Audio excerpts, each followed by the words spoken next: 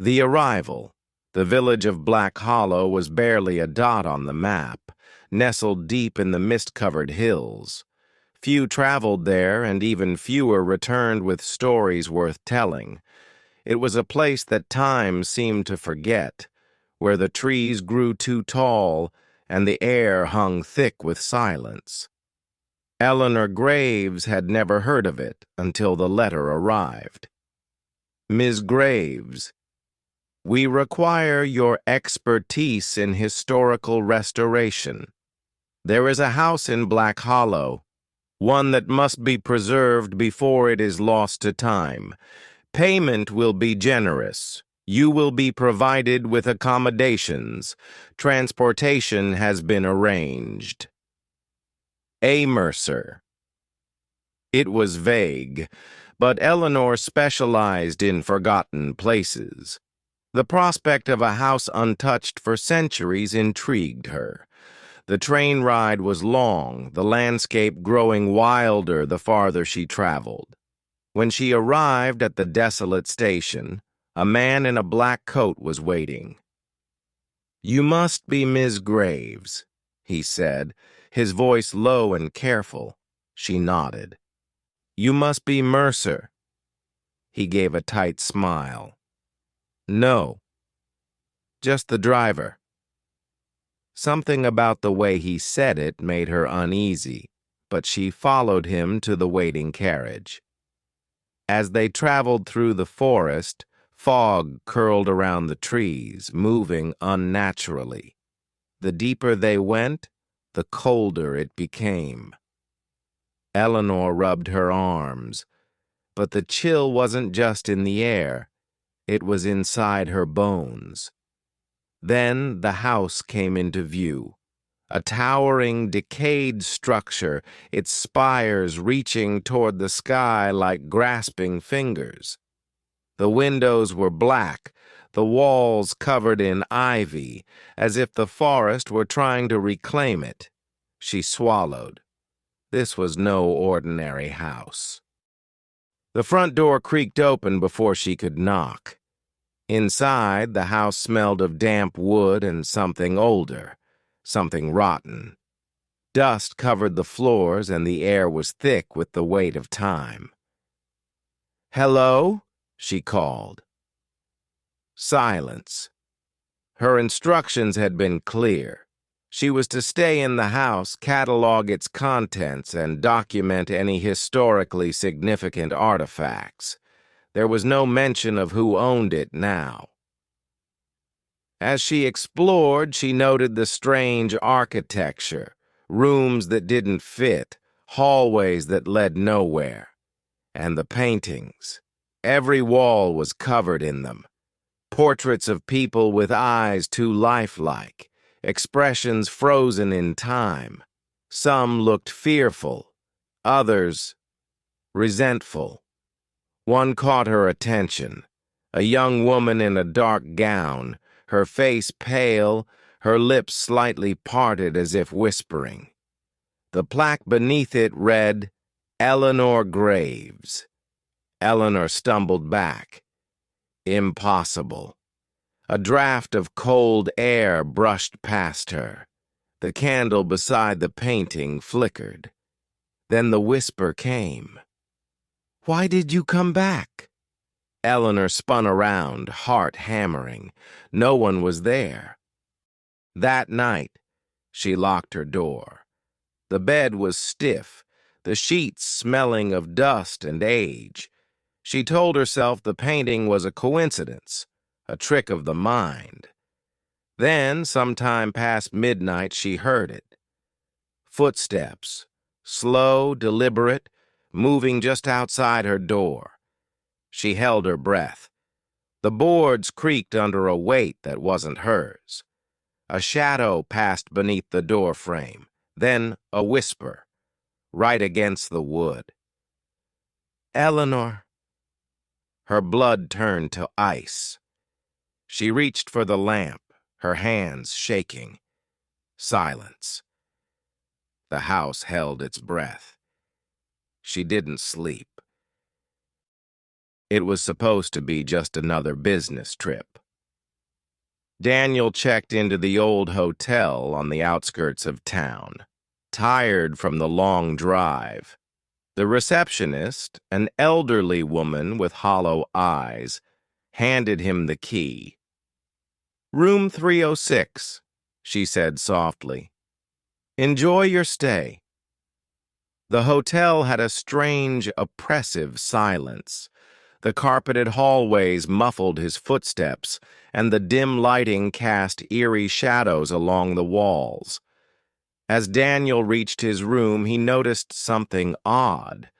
The door to room 304 across the hall was slightly ajar. Shrugging it off, he stepped inside his room.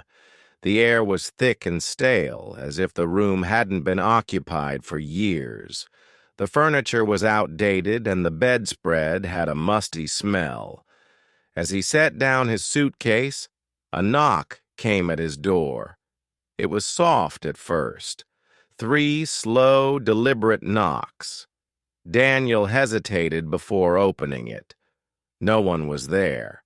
The hallway stretched out, empty and dimly lit. He shook his head, dismissing it as exhaustion playing tricks on him. He locked the door and lay down on the bed. Just as he was drifting off, he heard it again. 3 knocks. This time, they came from inside the room. Daniel sat up, heart pounding. The sound had come from the closet. Slowly, he stood and reached for the handle. He hesitated, then yanked it open. Nothing. Just darkness. He let out a shaky breath and closed the door. As he turned back to the bed, a whisper brushed his ear. "Get out!" Daniel spun around, but no one was there. A chill ran down his spine. He grabbed his suitcase, deciding he had had enough. As he reached for the doorknob, the lights flickered and the air turned ice cold. The door refused to budge. A guttural growl rumbled from behind him. He turned slowly, dread sinking into his bones. The closet door was open again. This time something was inside. A figure stood in the darkness, a tall, gaunt shape with hollow eyes and a twisted grin. It stepped forward, and Daniel saw its hands, long and clawed, reaching for him. He scrambled backward, pounding on the door, screaming for help. The thing moved closer, whispering his name. Just as its fingers brushed his arm, the door burst open. Daniel fell into the hallway, gasping for air. The receptionist stood there, her face pale. "You were in 306?" she asked, voice trembling. He nodded, still shaking. She swallowed hard.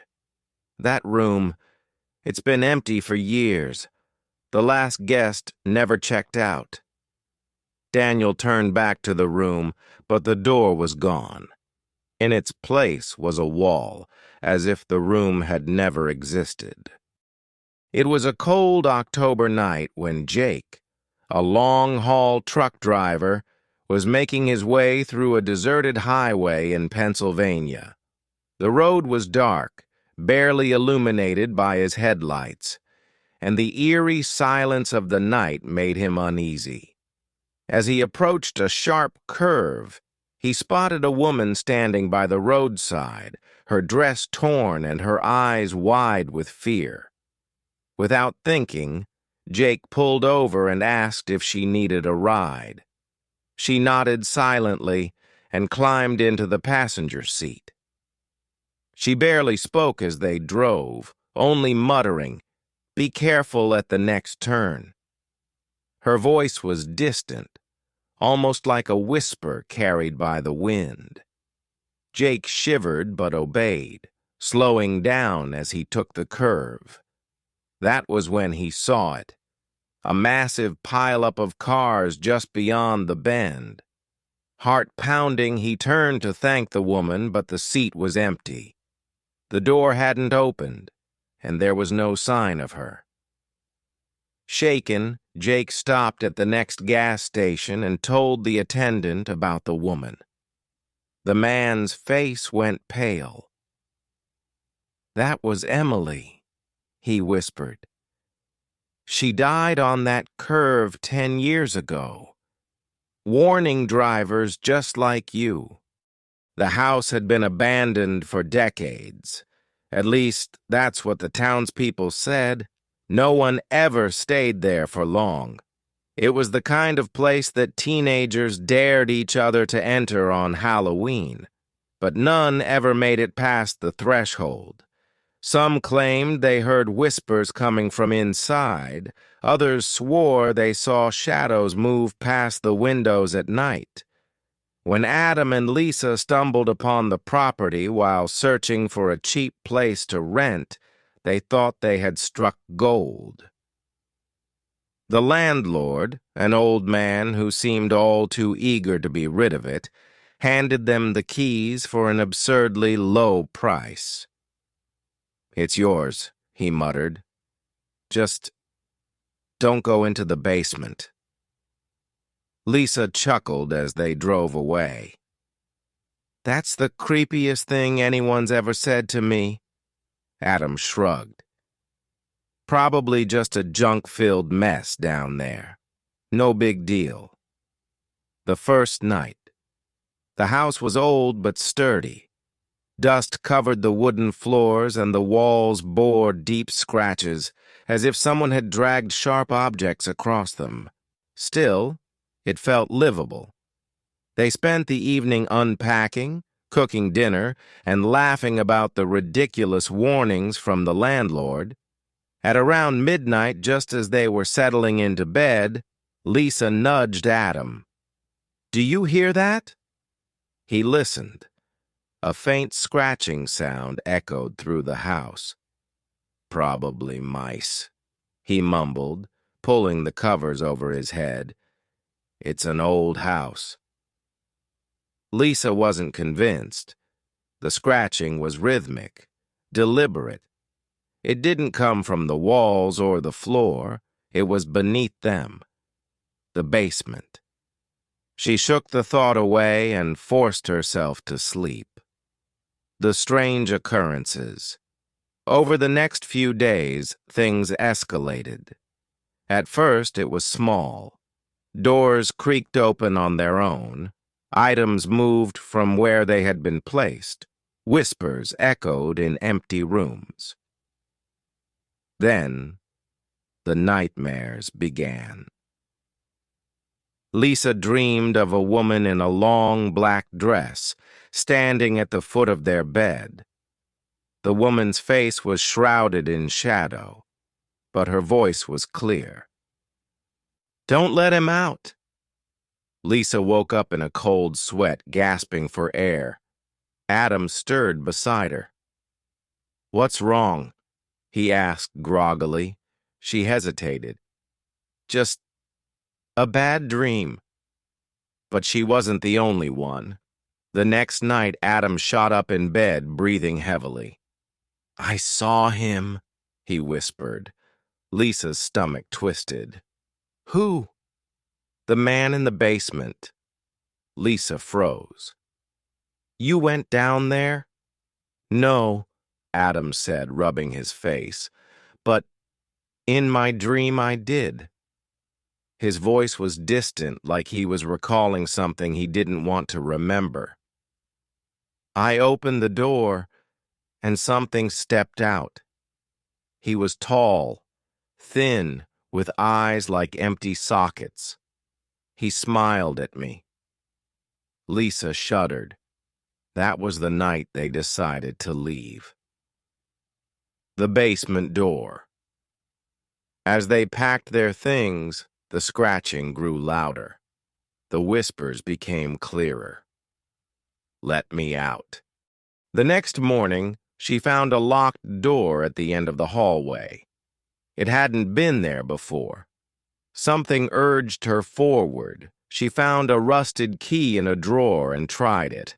The lock clicked, The door opened to a room filled with dust-covered books and rotting furniture. But on the far wall was a collection of photographs, dozens of them. And in every one, she saw the same faces, the people from the paintings. Their expressions were different here, hollow, frightened, desperate. Eleanor's breath caught as she noticed a newspaper clipping pinned beside them. Black Hollow disappearances continue. Another historian missing. She grabbed the page, scanning the names. Each one was someone who had come to restore the house. The last name at the bottom, Eleanor Graves. She dropped the paper. A cold breath touched the back of her neck. You were never supposed to leave. A hand, thin, pale, with 2 long fingers, reached over her shoulder. She screamed. It started when Daniel moved into the old house on Holloway Street. It was a fixer-upper, but the price was too good to pass up. A new job, a new town. This was supposed to be a fresh start. The neighbors were friendly, but oddly quiet when he mentioned his house. One old woman, Mrs. Calloway, just stared at him and said, "Keep your windows shut at night." The first few nights were uneventful. The house creaked, the wind howled. It was an old house, after all. But by the end of the first week, Daniel started noticing strange things. His bedroom window, which he always shut before bed, would be open in the morning. Small objects, a pen, his keys, would be in different places. At first he blamed himself. I'm just tired. Stress does that. Then came the whispers. The first time, he thought it was the wind. A low, raspy murmur coming from outside his bedroom window. But as he lay there, heart pounding, the whispers became clearer. Words. His name. Daniel. Come outside. He shot up in bed, eyes locked on the window. The street below was empty. Yet the voice continued, soft and coaxing. He slammed the window shut and locked it. The next morning it was open again. The following night, he set up his phone to record. He placed it on the nightstand, hit record, and forced himself to sleep. At 3:12 a.m., he woke up with a jolt. The whispers were right next to his bed. Daniel, let me in. His breath hitched. He reached for his phone, hands shaking, and played back the recording. Silence at first. Then, at exactly 3:12, a whisper. Faint, but unmistakable. Why don't you let me in? Daniel left the house the next morning. He called a locksmith, had the windows checked, even bought security cameras. That night, he watched the footage from his living room. At exactly 3:12 a.m., his bedroom window unlatched and slid open on its own. A shadow moved inside. Not a person, not an animal, just a shape, shifting and pulsing like smoke. That was enough. He packed a bag and drove to a motel. The next day, he put the house up for sale. Mrs. Calloway watched from her porch, shaking her head. I told you, she muttered. The house remains unsold. People come and go, but no one stays long. At night, passers-by sometimes hear the whispering, low, coaxing, calling a name. Sometimes it's Daniel's. Other times, it's theirs.